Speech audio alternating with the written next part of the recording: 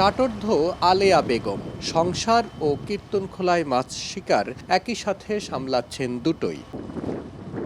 বরিশালের কীর্তনখোলার পারে হিরণনগর জেলেপল্লীতে বসবাস আলেয়া বেগমের।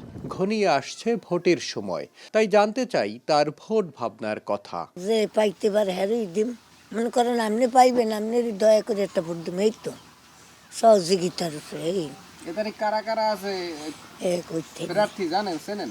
না বাবা, চিনি না, চলি না, চিনি না। একই প্রশ্ন ছিল জেলেপাড়ার বাকি বাসিন্দাদের কাছেও। কেউ কেউ তুলে ধরলেন বিগত ৩ নির্বাচনের অভিজ্ঞতার কথা। কেন্দ্রে গেছি যাই লড়াই দিয়েছে ঘেটি দিয়া ভোট হয়ে গেছে।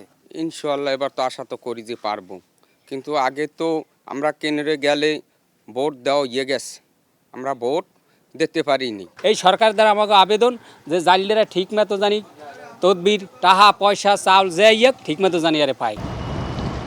মৎস্য অধিদপ্তরের তথ্য বলছে বরিশাল বিভাগের ৬ জেলায় নিবন্ধিত জেলের সংখ্যা ৪,২০,০০০-এর বেশি, আর অনিবন্ধিত প্রায় দ্বিগুণ।